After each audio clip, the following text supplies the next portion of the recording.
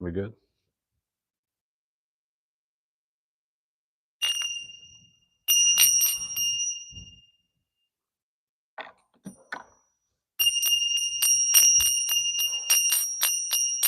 Jaya Radha Madhava Kunjabi Hari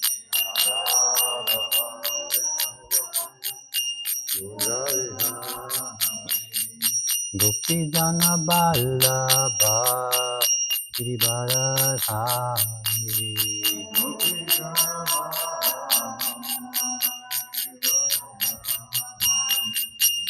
Yasoda Nandana Bhaja Jana Ranjana Yasoda Nandana Bhaja Jana Ranjana Yamuna Tira Bonachare Yamuna Tira Bonachare Jaya Radha Madhava Punjabi Hari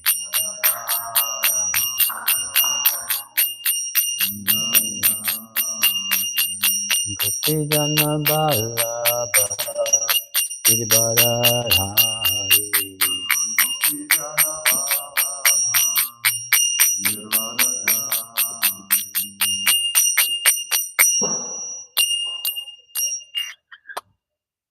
Namo Vishnu Bharaya Krishna Vistaya Bhutale Shrimati Bhaktivedanta Swami Namani Namaste Saraswati Devi Gaudavani Vicharni Nirvasai Sunyavadi Paskachati Sutani. Today is Gopastami. This word is formed from two parts. Gopa, the cowherd boys, and Astami, it's the 8th day. It's the 8th day of the waxing moon. Waxing means it's going towards the full moon, which is in a week's time on the 15th day. So this is the Astami, and it's in the month of Kartik. Krishna, his birthday was 10 weeks ago in Janamastami, and at the age of 6, it was the tradition in Krishna's village for the boys to become cowherd boys. So there was a bunch of boys already, older boys that were already looking after the cows. So now Krishna, on his 6th birthday, he is the person who, one of the boys who,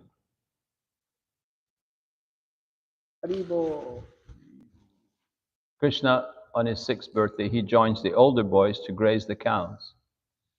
This, today, being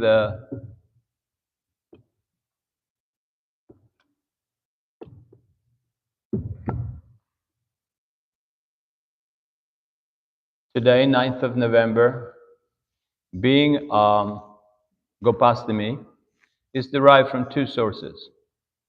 The first is that the moon calendar, which is used in India to determine feast days and festival days, is called a panchang, or in Bengal is called panjika.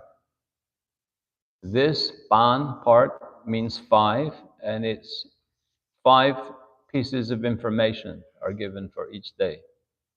The first is a nakshatra. Nakshatra is there's 27 stars. Beyond the 12 signs of the zodiac, there are 27 constellations. And the moon, it goes through these different constellations. So each day, it's in a different constellation. These are the nakshatras. There's also the tithi.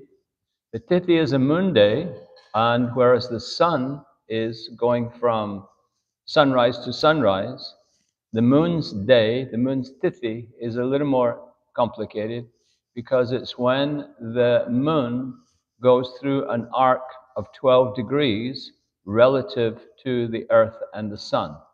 So it's 12 degrees, for 30 days gives you 360 days of the revolution. So a tithi is a 12-degree movement.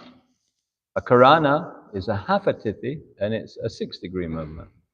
Din is the solar day, and yoga. Yoga means, like back to yoga, yoga means to join, to unite. Well, in astronomy, it has the same meaning. It's a union, an addition, or a combination. And there are a number of different yogas.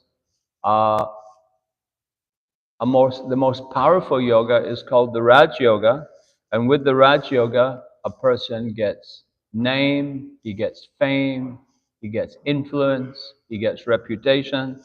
And today's Prime Minister of India, Narendra Modi, he has a Raj Yoga, as does Mahatma Gandhi, as does the recent President of the United States, Barack Obama.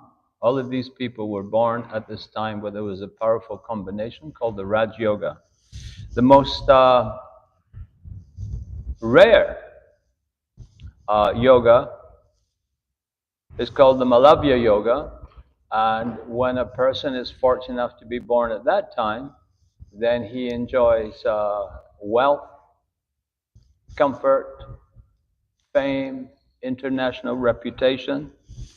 There was a renowned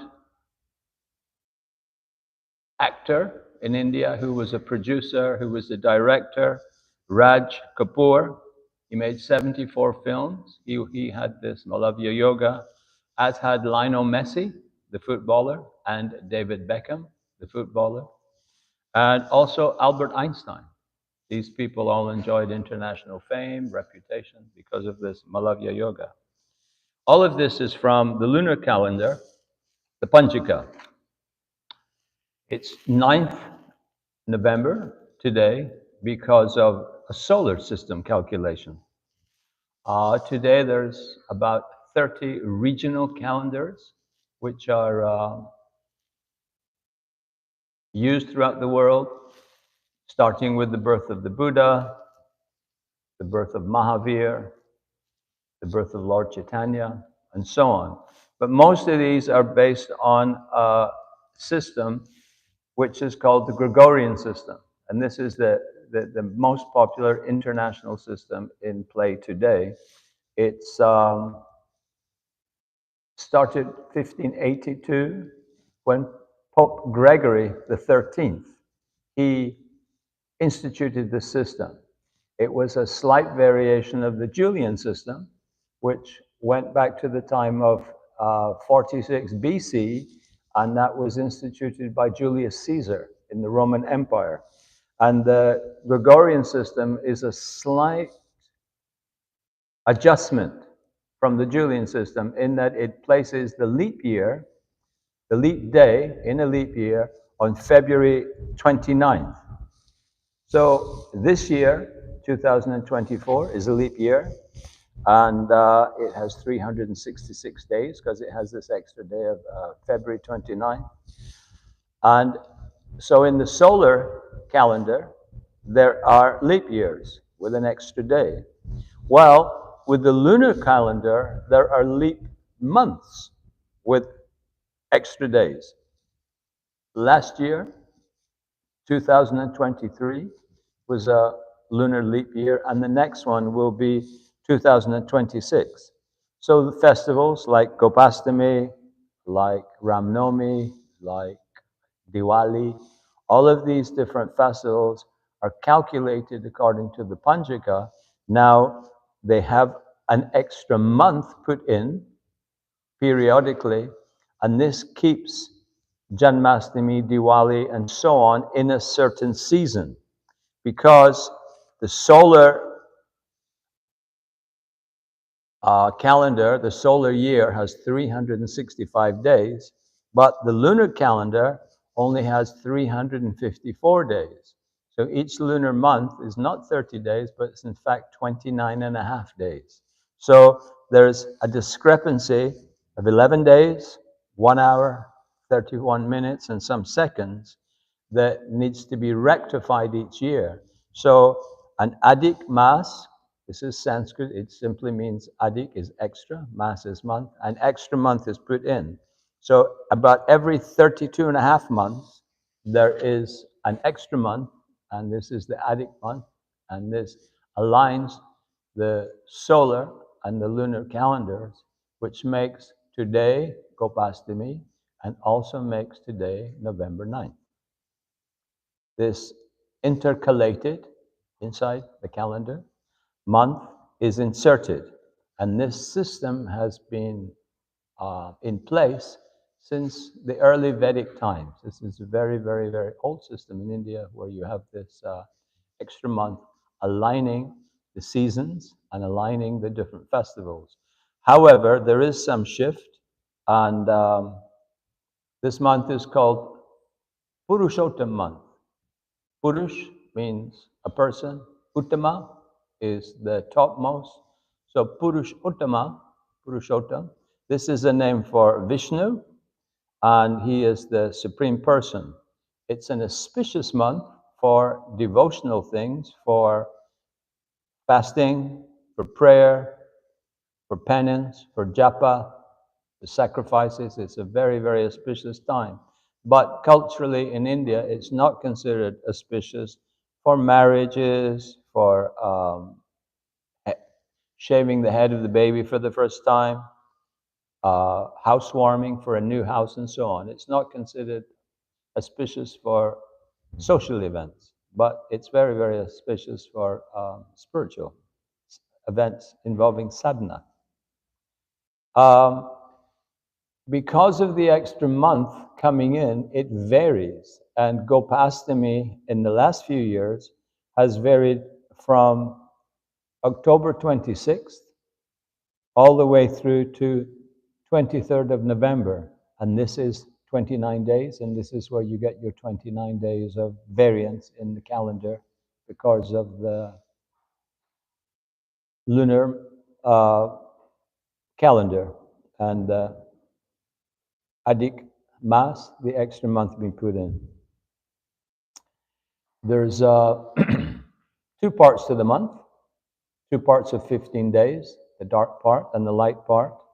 So we can get 24 or 26 different astamis in each lunar year.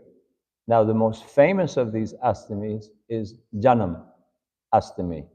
So Janam simply means birth, and Astami is on the 8th day. So the birth that occurred on the 8th day, of course, lots and lots of births occur every single day of the year. But the famous birth, which took place on the 8th day, was thousands of years ago, but still it's the most famous. And Janam Astami is Krishna's birthday. Krishna, he spoke Bhagavad Gita. And in Bhagavad Gita, in the 4th chapter, the 7th verse, Krishna said, Yada yada hi dharmasya. He said, whenever there's a decline in dharma, we translate this as religious principles. Whenever there's a decline in religious principles, he comes again and again. He says, Paritramayan sadhanam. He comes to deliver the devotees, and vinasaya chaduskritam. He comes to annihilate the demons. So Lord Chaitanya, he had the same purpose when he came 500 years ago.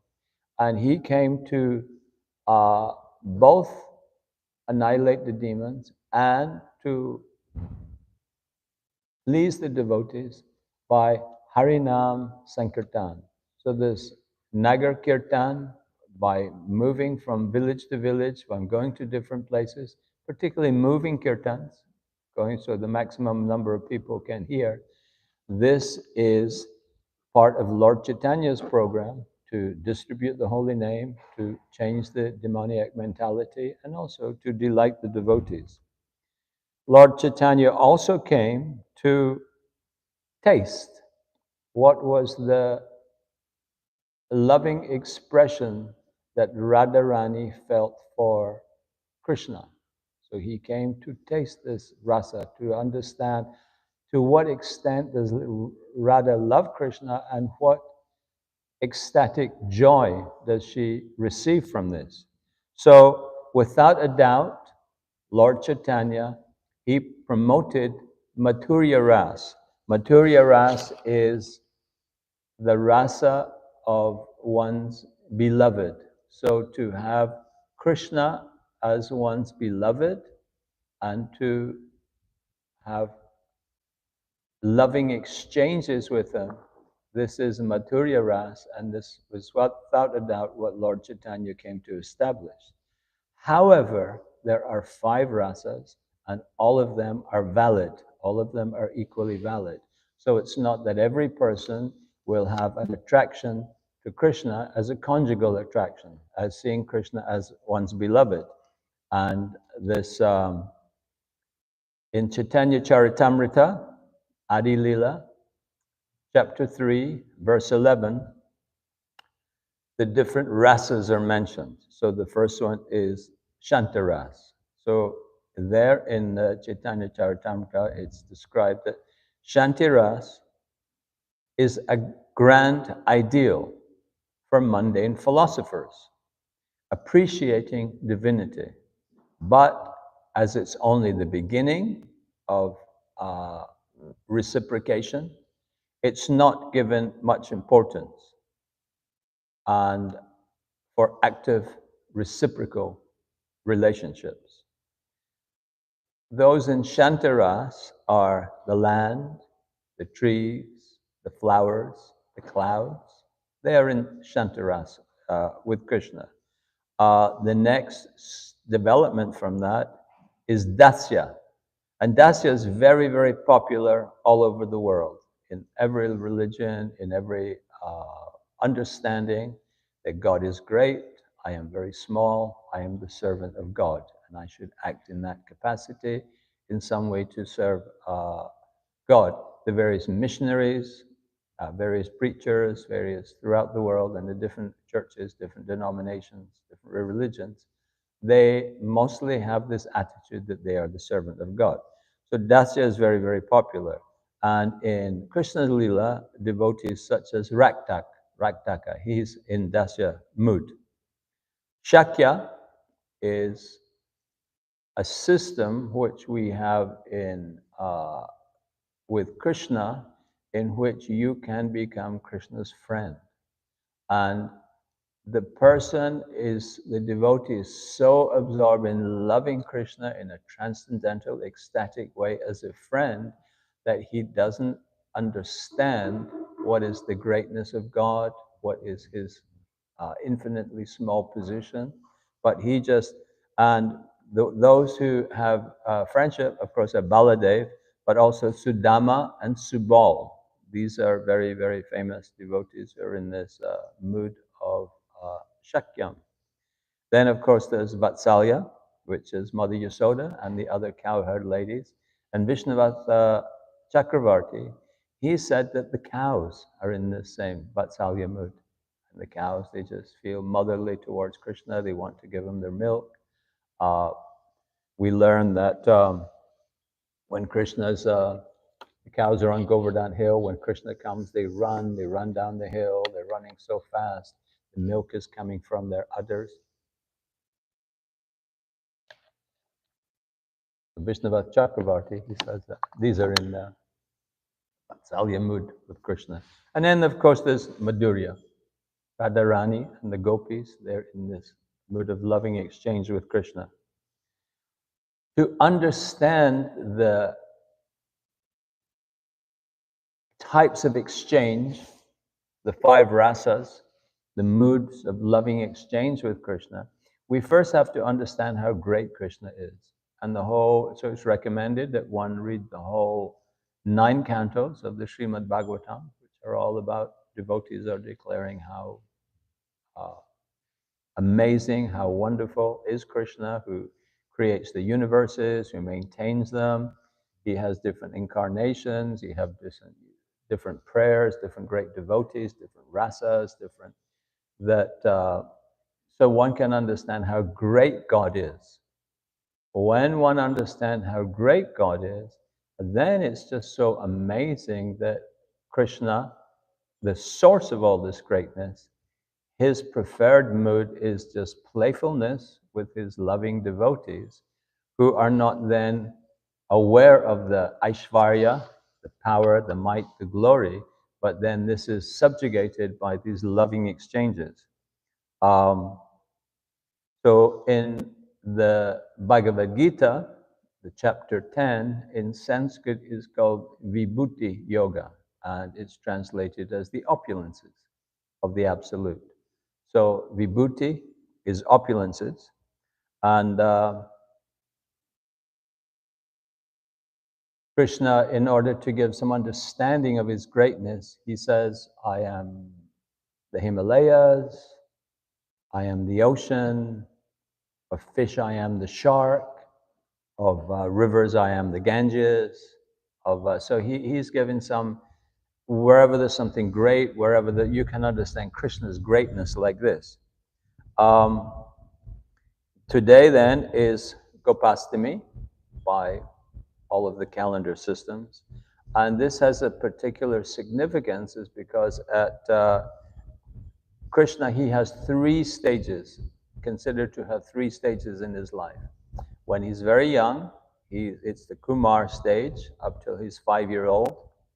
And then the Pagoda stage is when he's 6 until he's 10.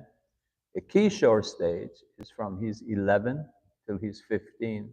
And then at 16, he's considered Yovana, a youth.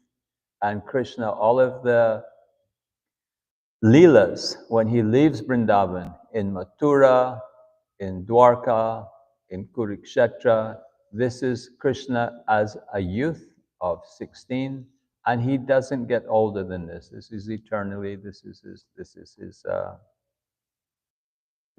his eternal position. But today, he's 6 years old, and 10 weeks previously at Janam Astami, this is his birthday, and he joins the cowherd boys. In the Srimad Bhagavatam, 10th canto, 13th chapter, 9th verse, Sukadev Swami says to Maharaj Parikshit, he said, although Krishna is the supreme enjoyer and the recipient of all Vedic sacrifices, still, as a small boy, he eats with his cowherd boyfriends. All of the boys, they herd the cows, and then after some time, every day they go somewhere different to the cows to graze, and then the boys find a place to sit down, and they have their packed lunch. He said he still acts as an ordinary boy. He has a flute under his arm, a bugle on the right side in his belt, and he has a danda stick. The stick, it said it's 56 inches, which is like a little taller probably than he is as a 6. He has a cow stick for giving the cows a little prod to often when the cow's doing something he shouldn't be doing, just by showing him your hand that the cow cowers, and you just have to threaten to slap the cow on its head, and this controls their behavior. So the stick too, they understand the stick. So Krishna has the stick, it's as big as he is. And then it says in his left hand, he has some rice mixed with yogurt. And also on his right hand, in the palm of his hand, in the fingers, he has some fruits. So this is how he appears to, and it said that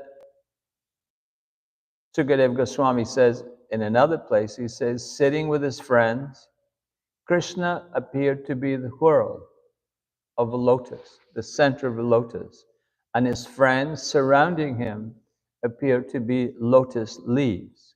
And Krishna would be joking and enjoying as the devatas, the demigods, the celestial visitors looking were just so much in wonder. So then there is the famous tale of Lord Brahma. He's created the universe. Vishnu supplies the ingredients, and then Brahma, like a Lego set, or like he creates everything. He creates the different entities, he creates the prajapatis, he creates the different systems. So he's a big, big devotee with big, big responsibility. But he is absolutely amazed that this little boy can be the source of all this. So Sukadeva Goswami says the devatas, they're just struck with wonder just looking at this, and how can this be? How can this? So even Lord Brahma becomes mystified. So the boys, they play with balls, they carry each other on their backs, they twirl sticks, they sit, they swim in pools. Krishna plays his flute, other boys have different instruments, they make music. One time in Los Angeles, a devotee, he moved. Los Angeles at the time was the biggest devotee community in the world. And one devotee, Haripad, and his wife, they moved 25 miles away to East Los Angeles to a place called Fullerton. There was a community of Gujarati people there, and they wanted to preach to them, to introduce them to ISKCON's Krishna consciousness. So he was living there, but he missed his god brothers, he missed his friends. So once a month, he would have a program in which the devotees would come to his house. They had a kirtan festival, they had a feast, and he made it very, very nice, very inviting. He was a very warm, wonderful person, wonderful host. People would come. And one time I went to his house for this program. On that day, they decided to have a format, and there was a devotee, Makan Lal. He started by asking everyone, is everyone aware of Srila Prabhupada? And of course, most persons were. But there was a few new people coming, or just coming, or local, just coming for the program. He said, so has everyone met Prabhupada? Did anyone get a letter from Prabhupada? Did anyone cook for Prabhupada? Did anyone serve Prabhupada?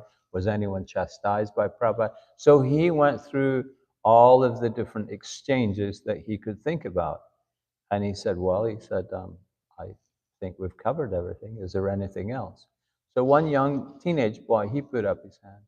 And he said, yes. He said, I've done something with Prabhupada that wasn't mentioned. He said, I was a very young boy in the Gurukul in Dallas in Texas. And he said, Srila Prabhupada came to visit. And it was on this visit that Srila Prabhupada, there's a picture with Dwarkadish, and Prabhupada's taking his hand and he's showing him how to make the Sanskrit letters. And there's a picture like that. And then Prabhupada was doing the lesson. He was sitting there and he was doing the lesson with the children, with all of the adults, the Gurukul teachers and so on. They were standing there, so Prabhupada was taking the lesson. Then after a short time, Prabhupada said, it's too warm today. It's a warm summer's day. It's too warm. He said, we should go outside. So everybody went outside. So then Prabhupada, he got the children to all go in a line facing the back of the one in front, and each child, he told them to bend down and to grasp your knees with your hands and bend over like this. So then when they were all in a line, to everyone's surprise, Prabhupada hitched up his dhoti, and then he leapfrogged over all the children right to the end. And the teachers were amazed. It wasn't how they conducted lessons, and they had never seen Prabhupada do anything. Everyone was just so surprised. And the kids, they were having fun. So then Prabhupada told the first boy, you should now leapfrog over all of us. And Prabhupada, so the teachers tried to interfere. No, you can't. And Prabhupada said, no, you adults go over there, and children come up. And so they leapfrogged over Prabhupada. So each child in turn, from the back to the front, they all leapfrogged over Prabhupada.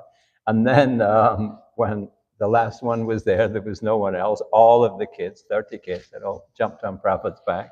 Prabhupada said, okay, that was the So this mood of playfulness and is very much part of Krishna consciousness. Devotees are very playful.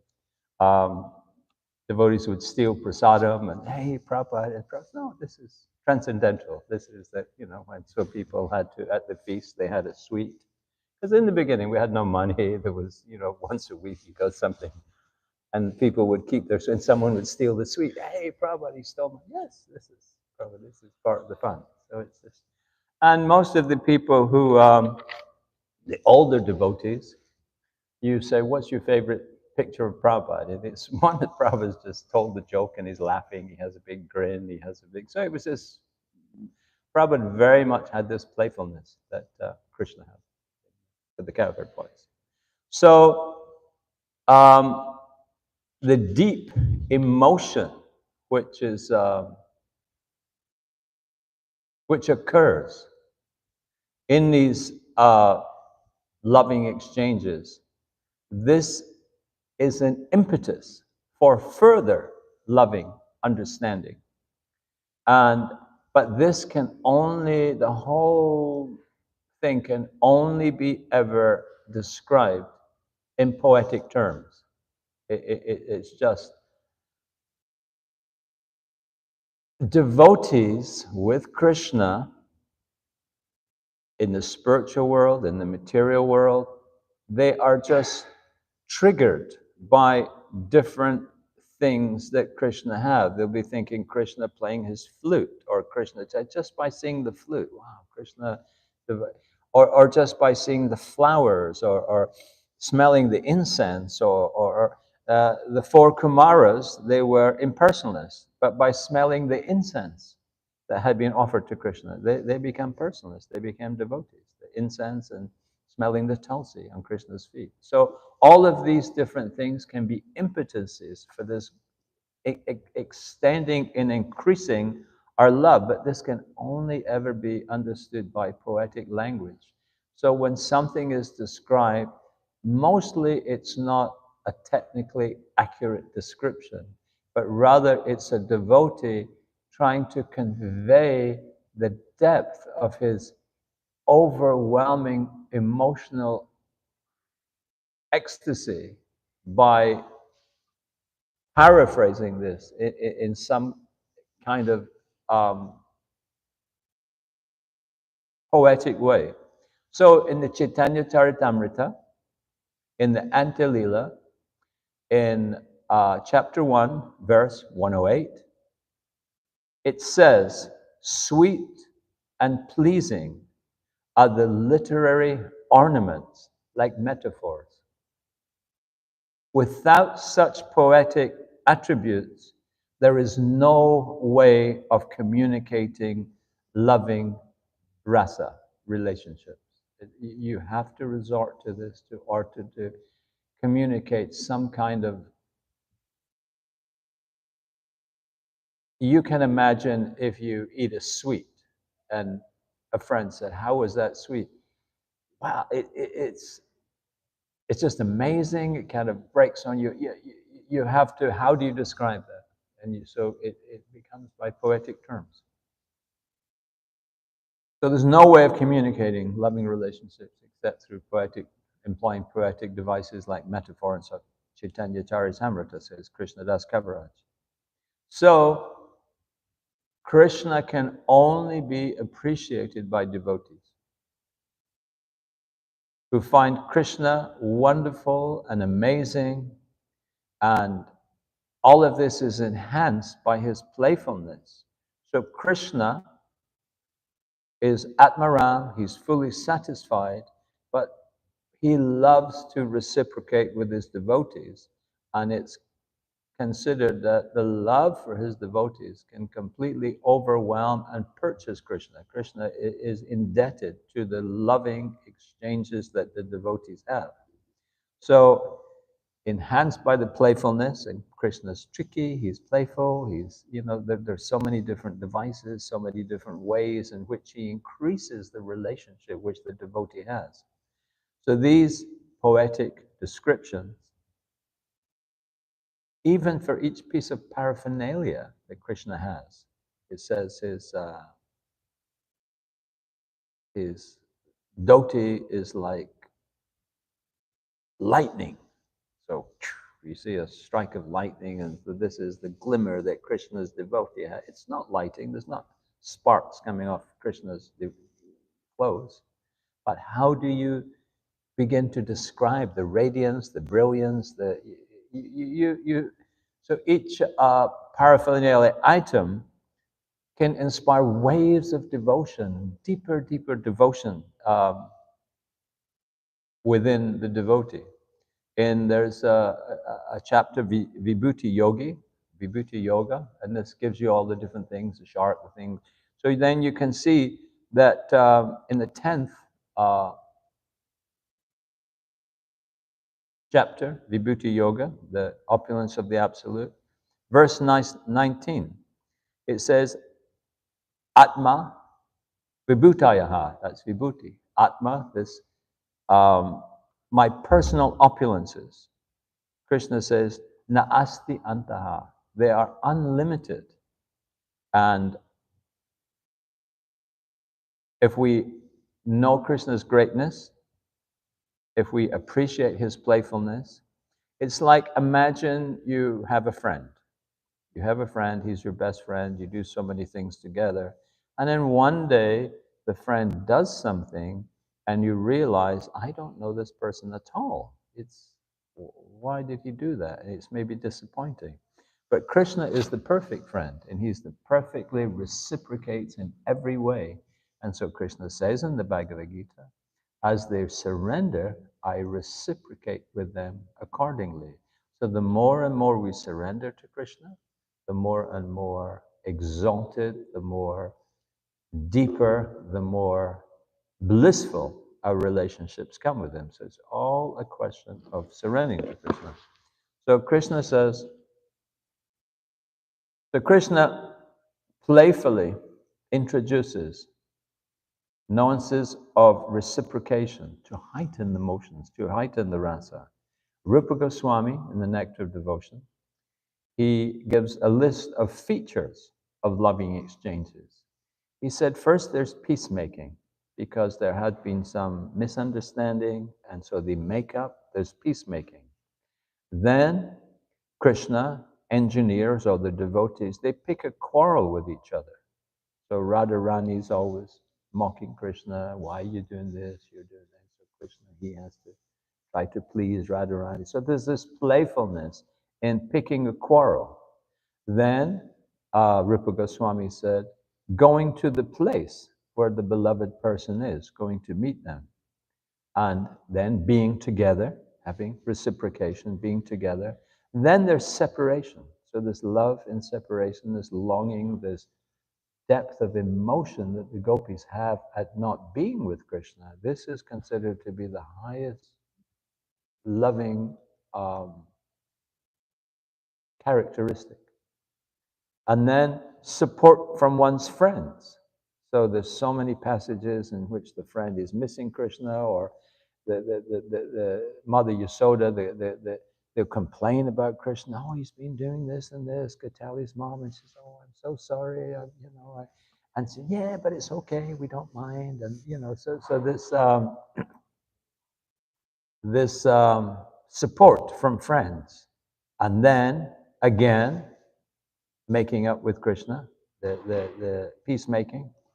So the Gaudiyas Acharyas, they consider that this meditation, this deep meditation on Krishna, this is the goal of life. And Bhaktivinoda Thakur, in Jaiva Dharma, he says that Vasal, that Sabal, Vasant, and Ujjvala, these are the most intimate friends of Krishna in the deepest relationships. These are called Priyanarma, which literally means cherished associates, cherished intimate associates.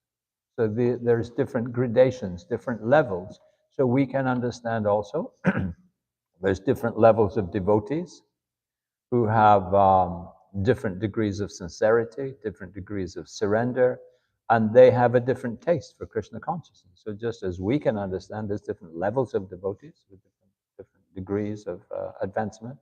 So also in the spiritual world, there's different devotees who have different levels. So there's Priyanarma, and Bhaktivinoda lists so many. And the Goswamis, they're different people, they're different races, they're different. So these are the most intimate friends of Krishna. And this intimacy, this level of intimacy, can be attained by, there are Nityasiddhas, there are jivas who have never been to the material world, they're always eternally liberated, and that they're exchanging with Krishna in various levels, various rasas, but also sadhana siddhi. Sadhana, by practice, a person can uncover his real position of material consciousness and become established in the rasa of Krishna. But one can only do this if one is very, very sincere. If one has any motive, any material motive of being a devotee, of living in the temple, if you have any other plans, any other future plans for material benefit, you simply will not taste these rasas. You won't be.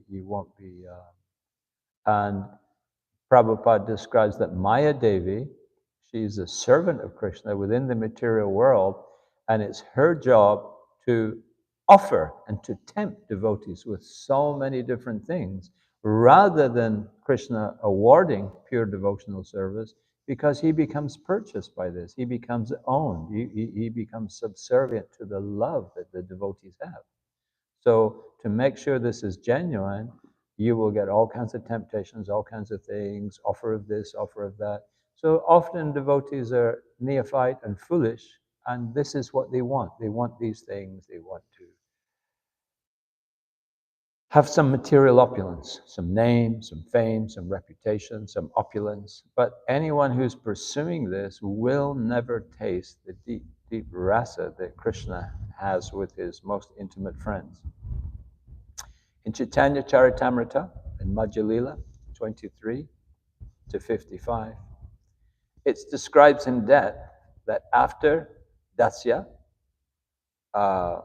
friendship, there's friendship and paternity. And this love increases from Dasya to Shakya, and like Subal is given an example of someone has attained pure love of God. So pure love of God to the highest degree, it can be experienced in each of the rasas. Like for example, in India, the most popular deity of Krishna is baby Krishna, Bal Krishna, crawling and holding the laddu, and millions of people worship Krishna in this way. They see themselves as the parent of Krishna. They're going to look after Krishna in the parental mood, make sure he's not hungry. They have little fans. They have all these different little, they're constantly meditating how their deity can be comfortable. So this is the rasa that they have. But this can be pure love of God. You can have a pure love of God in this. And Aishvarya, any understanding of Krishna's greatness, this diminishes to zero the more one is absorbed in love. So there is no understanding of being subservient to Krishna. So you can consider yourself equal to Krishna. You can even consider yourself superior to Krishna, just like Mother Yasoda does. She makes the decisions. He doesn't know. He's a little boy. He's going to get sick. Demons are going to get. She wants to protect him. She's making the decisions about what Krishna is doing. So also within the gopis can decide what's best for Krishna, or the cowherd boys, they can decide. So this is all of the delight of these loving exchanges. So in these loving exchanges, there is no consideration of giving respect to Krishna or being subservient to Krishna. So one Gopa friend says to Krishna, "You are proudly wandering around amongst the boys, showing your strong arms, how strong you are, Are you trying to compete with me? Because you know you can't defeat me in wrestling. Everyone knows I'm the best wrestler. I can defeat everyone. So why are you doing this? And why are you sitting there so long, wasting time after you've had your meal? You know this is when we wrestle, and you're just deliberately avoiding this because you know that I'm going to defeat you. So this is Krishna's friend, and this is his attitude. This is the playfulness that Krishna has with him. That he always beats Krishna, and he's so proud and he's strong. And what are you doing, strutting around there? Showing your physique, and let's get started wrestling. I'll easily defeat you. I'll show you who's the. You're not the boss. I'm the. And this is all part of the playfulness, all part of the different rasa, different exchanges which contrive to make us think of Krishna more, like the gopis, they're missing Krishna. Where is he? He used to do this, he used to do that. The gopi mothers, they would have little songs that they would sing, oh, when Krishna did this, and as they were doing their chores, just constantly thinking of Krishna. So Krishna is so captivating to his Braj associates. One person said, his dancing eyes were dimmed the brilliance of the most expert dancer. There's just no comparison to the beauty of Krishna. So even when they're searching for some way to explain poetically, they still can't do it. It's not possible to do this. Krishna's bodily features are so exquisite, as if manifesting an artistic sense of the highest expression. This is just, it's beyond, it's something we feel and something which is available. And the whole purpose of the ISKCON movement is to offer people this prem. This is available. It's there if you take it, but you cannot simultaneously entertain material desires. It's not possible. One devotee, Prabhupada was explaining that if in this pure consciousness absorbed in Krishna, you join Krishna in the spiritual world, you get liberated. So one devotee, very clever intellectual devotee, Harikesh, he said to Prabhupada, but Prabhupada, what if a person dies thinking of Krishna, but he's not fully purified? Prabhupada said, that is not possible. It's not possible to be fully absorbed in Krishna and not to be purified. Not to be purified means you have all these material desires. It's not possible. It's not possible. That is not possible. That you can die thinking of Krishna, but you all have these material desires. Not possible. So, Vyabhichari means emotions that come and go. And these support the sthai bhava of permanent emotions. And in Nectar of Devotion, these are listed as madness. You're just losing you're so emotional, so you're just losing madness, fear, laziness, jubilation, pride, dizziness, forcefulness, and humility, humbleness. A person's gone through all these different emotions, and that they're everything is increasing and increasing, the love and the bliss and in the reciprocation with Krishna. This is Krishna. This is Prem Bhakti. This is Krishna consciousness. This is our purpose. So all the responses to Krishna's exquisite custom arrangements for each devotee, each as they surrender, I reward them accordingly. Krishna more and more. To give us some understanding of this, Prabhupada said, if you take one step towards Krishna, Krishna will take 1,000 steps towards you. So it's just completely engineering this playfulness, this is what Krishna does, to induce deeper reciprocation with the devotees. In Srimad Bhagavatam, 10th canto, 42, it describes Krishna's face, his beauty, his flute, his horn, his conch, his pleasing attitude. And all of these provide love in friendship for him. So the cowherd boy's every aspect, the way he ties his belt, the way he plays his flute, it just wrapped attention to, and they're just loving Krishna more and more and more. And Krishna jokes, and sometimes he pretends to be a peacock or a monkey. Sometimes he struts around and pretends to be a prince. And the devotees are laughing at his antics, at his thing, and just completely, Krishna is the center of their world. But within these friendships with the boys, it's also facilitated Krishna's other rasas with his other categories of devotees. So with his parents, with his the gopi girls. So even within the boys, they're also helping Krishna, especially Subal and the intimate, most intimate. They're helping Krishna with his loving exchanges with the devotee girls. And you understand that Krishna is 6 years old. He's got a stick. It's a little bigger than him. He's got the big boy stick, and he's just a kid, just a 6-year-old, just starting school. But he's having all these loving relationships with his different. And although he's only 6, he does not neglect the other categories of other devotees.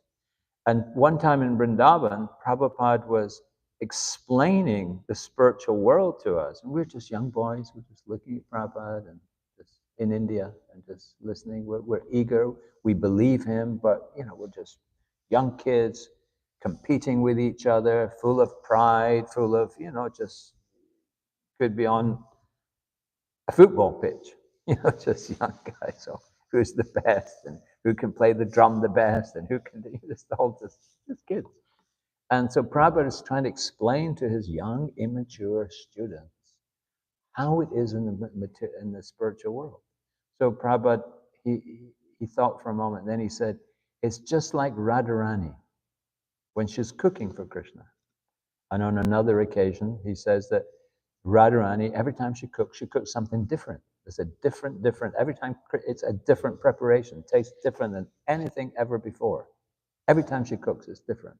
But when she's cooking for Krishna, on this occasion, Prabhupada said, when she's cooking for Krishna, she'll ask the rice that's boiling in the pot, are you ready yet? And the rice will respond, no, not quite yet. Give me another little bit. And so, okay. And so everything is conscious, everything is... In the material world, we can't comprehend that. There's consciousness, the living spark is in the living entities. And the science says, no, it's all matter, there's random bumping of things, but they can't explain, well, what is consciousness? They can't explain consciousness because it's not of the material world. It's of the spiritual world. But here, largely everything is unconscious, and we're unconscious. We're not fully conscious. We're covered over, and people delight in being unconscious. This is the whole intoxication. Everywhere in the world, they have different types of intoxication. And the intoxication is to further put us further deeper into an unconscious state. It's not to, so this consciousness is, probably said even the rice is conscious. The rice. Radharani, are you ready? Not yet. Give me a bit. So Subal said, dear Keshava, your turban, the lotus in your hand, your vertical tilak, your musk-scented kumkum, all your body features are overwhelming me today. There's an Upanishad called the Gopastami Upanishad, in which Krishna's great devotees, they come to assist him when he comes to the material world. So it explains that Lord Brahma is his flute, and Lord Shiva is it. They come as the different instruments. So they're personalities. His flute is a personality. His conch shell is a personality. A devotee wants to have Krishna's lips blowing against it. So it's just so absolutely incredible, but one cannot even begin to get an understanding of it, what to speak of a reciprocal taste for it, unless one surrenders to Krishna. So the verse which Srila Prabhupada quoted the most in all of the verses of Bhagavad Gita was 1866. Sarva Dharma Parijajam Mamikam. Give up all varieties of independence. And this, give all varieties of this, of Dharma. And Acharya explains that this is the independence. This is what we have to give up. We have to give up this idea that we are independent. Prabhupada said the mind is the best lawyer. Your mind will just figure everything out nicely so that you can enjoy everything and also consider yourself a nice devotee. So the people who are considered themselves the best devotees, the highest devotees, they scold other devotees, you can't do this, that is the neophyte devotees. The neophyte devotee, he thinks he's the most advanced because he's worked out in his mind, because the mind is a fantastic lawyer, Prabhupada said, that you can have your material life and still be a very advanced devotee. So the neophyte devotee tends to tell everybody what to do. This, don't touch that, and they have a whole understanding of themselves, which is so. The Sabal, he said, your turban, your lotus, your vertical tila, your musk scented kumkum, all the bodily features are overwhelming me. He said, usually I'm stronger than you. I'm stronger than any of the boys. So how will these bodily features fail to defeat the young, innocent, naive girls of Braj? How will it fail to overwhelm them, all of your features, when even I, whom usually very strong, am overwhelmed by this? So what to speak of these young, impressionable girls? With garlands of flowers, peacock feathers, as you tend the cows, wrestle with friends, just like an artist giving unlimited bliss. Vrinda Devi, she is a very principled devotee, and she has two functions. She arranges for the meeting of Radha and Krishna, and also she assists in this, and she receives pleasure, transcendental pleasure, from the service of this. So she said, your smile captivates the heart of the devotees, who are then unable to express themselves. It's just so overwhelming, they can't even describe it, not even in poetic terms. She said, you bewitch the devotees.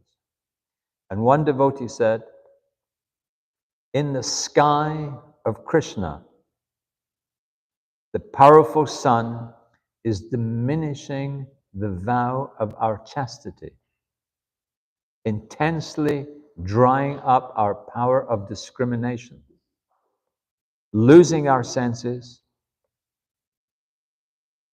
We have to decide to continue to try to be chaste or be victimized by the beauty of Krishna.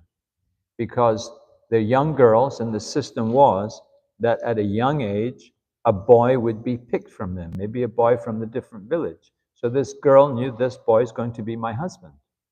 So she would stay, and then now and then the families would meet, and she would serve the boy and bring him prasadam and bring him this, and he knew this girl's my wife. He would become attached to her, she would become attached to him.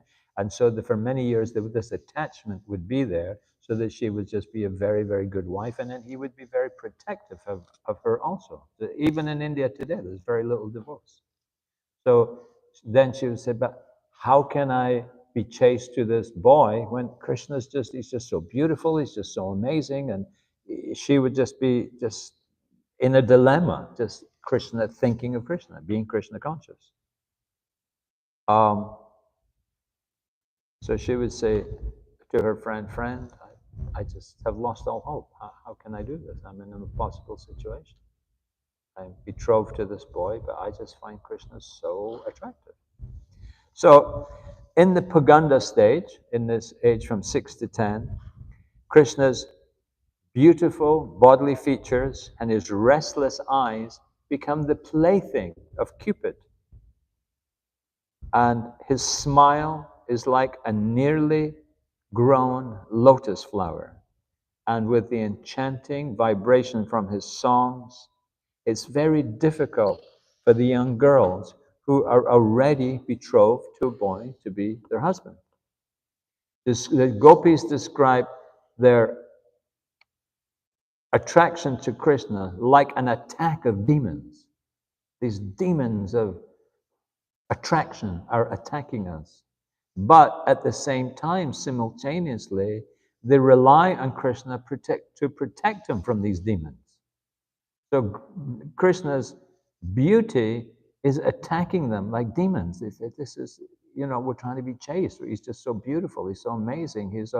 And then what can we do? Krishna, can you please protect us from these, which is Krishna himself. So it's a whole reciprocal cyclic thing. And again, everything is just to increase our prem bhakti, increase the intensity of our blissful relationship with Krishna. So they're relying on Krishna to protect them from the demons, and they're totally absorbed, and this is just the nature of the loving exchanges which Krishna engineers. So the symptoms of absorption are described in the nectar of devotion as attraction, affection, affinity, that you're just becoming one with Krishna in this love for him. Srila Prabhupada said, from an external consideration, one can say that Madhurya Ras, which Lord Krishna exclusively introduced, there was no concept of this before Lord Chaitanya taught like this. One can say from an external consideration that Madhurya Ras is the highest ras. But subjectively, each person in each rasa is fully satisfied and fully observed, so that the servants are not thinking that there's a higher rasa, and the cowherd boys are not thinking there's a higher rasa. So Prabhupada has explained, as everyone's fully observed, there is no higher rasa. In Krishna Das Kaviraj, he said, the most suitable rasa for each person is the one that you're attracted to. That is the rasa for you. That's the highest, the best, the most is the one that you're attracted to. Though outside, Krishnadas Kaviraj says, so from outside, Gopi Bhava may seem the best, but consider that the cowhead girls are loving Krishna in separation because there's so many cultural restrictions from the girls mixing with the boys. So they're seeing Krishna, they get a glimpse of Krishna, they become overwhelmed.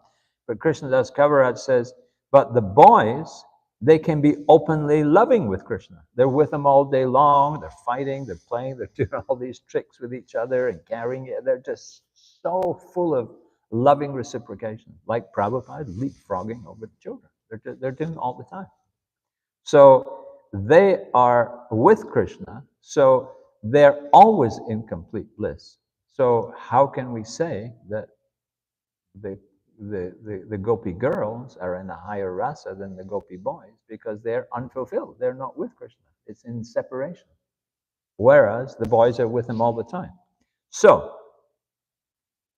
the way to achieve Krishna consciousness in this age of Kali is by the Mahamantra, through the agency of the Mahamantra. This is considered the most purifying device in Kali Yuga to chant the Mahamantra, particularly congregationally, and slowly within us will manifest an attraction for Krishna in a particular way, and Krishna Das Kaviraj is saying, this is the best loving exchange, the best rasa for us.